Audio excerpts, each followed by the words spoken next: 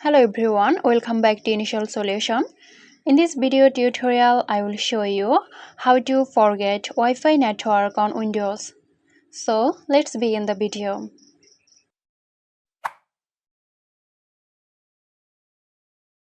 Click the Wi-Fi icon on the taskbar. Now click on Network and Internet Settings. This will open the settings. Now click on Wi-Fi from the left sidebar. Then from this option, click on Manage Known Networks.